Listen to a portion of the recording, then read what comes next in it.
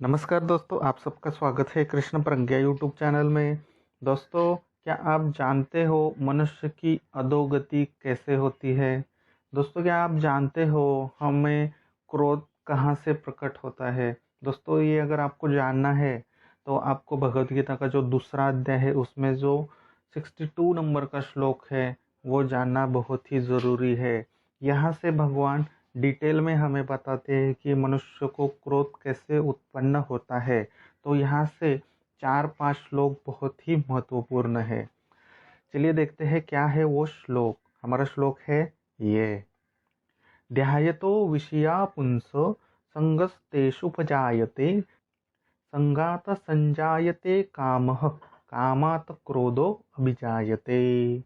ध्यायतो विषयान् पुंसः संगस्तेषुपजायते संगात संजायते कामः कामात् क्रोधो अभिजायते। चलिए दोस्तों, देखते हैं श्लोक का संधि विच्छेद क्या है और उसका हिंदी अर्थ क्या है। हमारे श्लोक की पहली लाइन है ध्यायतो विषया पुंस संगस्तेषुपजायते। दोस्तों, इसका संधि विच्छेद देखते हैं। ध्यायतो का संधि विच्छेद जैसे है वैसे आएगा। विषया पुंस का संधि विच्छेद विषयान न जो है वो हलंत आएगा। धन पुंस संगस्तेषुपजायते, यहाँ पे 3 शब्द है दोस्तों, ध्यान देना। संग धन तेषु धन उपजायते।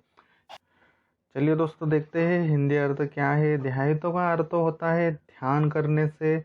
विषयान पुंस का अर्थ होता है इंद्रिया के विषय। संगस्तेषु उपजायते का अर्थ होता है आसक्ति निर्माण होती है। चलिए देखते हैं दूसरी लाइन। संगात संजायते कामः कामात् क्रोधो उपजायते। इसका संधि विच्छेद करते हैं। संगात संजायते कामः, इसका संधि विच्छेद जैसे है वैसे ही आएगा।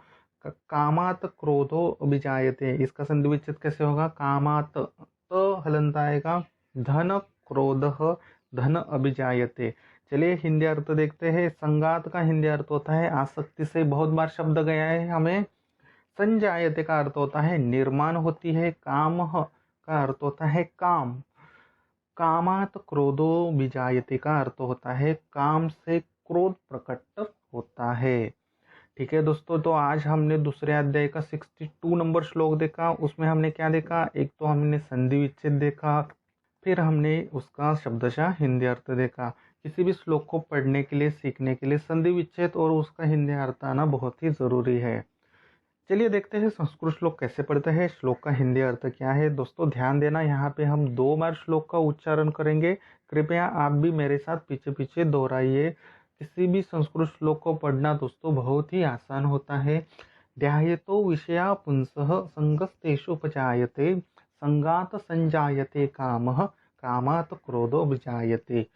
ध्यायतो विषयान् पुंस संगस्तेषुपजायते संगात संजायते कामः कामात् क्रोधो विजायते। चलिए अब हम इसका हिंदी अर्थ देखते हैं। भगवान श्री कृष्ण अब अर्जुन को क्या बताते हैं? बहुत ही महत्वपूर्ण ज्ञान होने वाला है यहाँ से 5 से 6 श्लोक के साथ, तो मेरे साथ बने रहिए।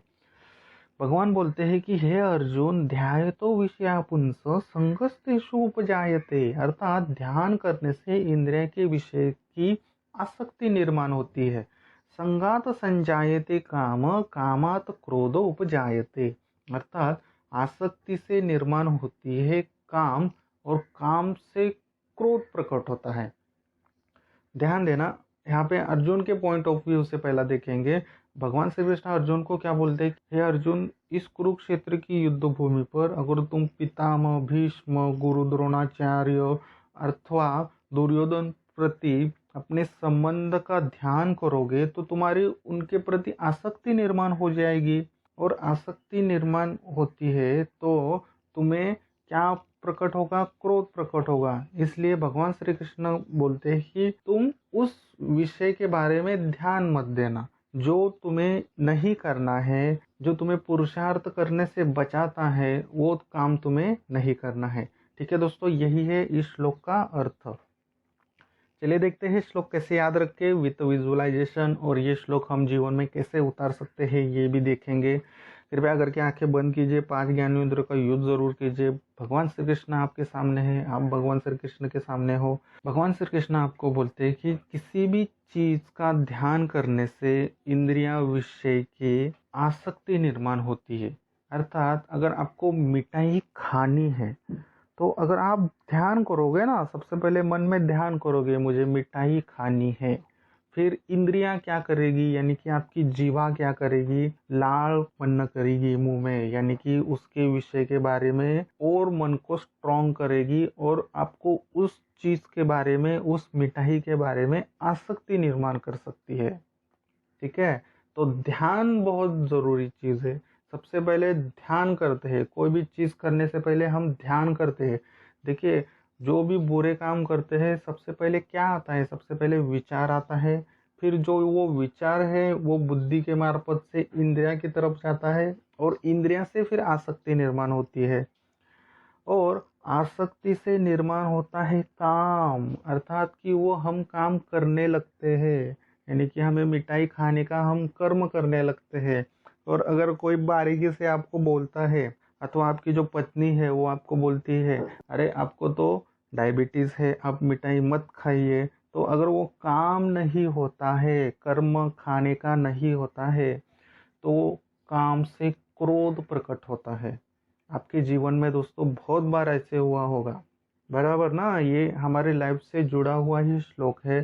सबसे पहले हम ध्यान करते हैं, फिर इंद्रिया के विषय जो है उसकी आसक्ति निर्माण करते हैं, आसक्ति से वो चीज़ हमें खाने का प्रयत्न करते हैं, और अगर कोई हमें रोकता है, टोकता है, तो हमें क्रोध प्रकट होता है।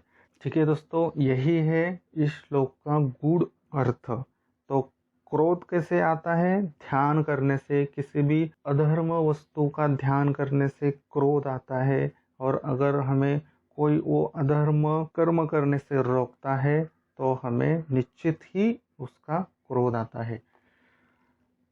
आशा करता हूँ दोस्तों आपने अच्छे से विजुअलाइजेशन किया होगा। मैं श्लोक बोलूँगा, पीछे से कनेक्ट करने की कोशिश ज़रूर कीजिए। ध्यायतो विषयान पुंस संगस्तेषुपजायते, संगात संजायते कामः, कामात क्रोधो विजायते। एक बार फिर से श्लोक पढ़ता हूँ। ध्यायतो विषयान पुंस संगस्तेषु उपजायते, संगात संजायते कामः, कामात क्रोधो विजायते। बहुत ही महत्वपूर्ण श्लोक है दोस्तों, जीवन में ज़रूर उतारना। अब लोग आंखें खोल सकते हो, जो भी आपने विजुअलाइजेशन किया है पुनः उसको स्मरण करने की कोशिश ज़रूर कीजिए। 2 मिनट वीडियो पॉज के बाद दोस्तों चलिए देखते हैं क्या है इस श्लोक के प्रश्न। एक ही प्रश्न है दोस्तों, भगवान श्री कृष्ण इस श्लोक में आपको क्या बता रहे हैं, अथवा इस श्लोक से आपने क्या सीखा। बहुत ही महत्वपूर्ण है। कोई भी चीज़ दोस्तों करने से पहले हमें ध्यान आता है, फिर वो ध्यान इंद्रिय की तरफ डाइवर्ट होता है, इंद्रिय के विषय हमें जो है वो उत्तेजित करते हैं, मन को उत्तेजित करते हैं, फिर वो हमें वस्तु नहीं मिलती तो हमें क्रोध आता है, अथवा उस वस्तु को करने के लिए या उस कर्म करने के लिए कोई हमें रोकता है तो हमें क्रोध आता है। ठीक है दोस्तों, इसी तरह दोस्तों 800 श्लोक सीखने के लिए कृष्ण प्रज्ञा यूट्यूब चैनल को सब्सक्राइब जरूर करना। वीडियो अच्छा लगा तो लाइक ज़रूर करना, शेयर ज़रूर करना। जो भी भगवत गीता सीखना चाहते हैं और जीवन में उतारना चाहते हैं। फिर मिलते हैं अगले श्लोक में, तब तक के लिए हरे कृष्णा।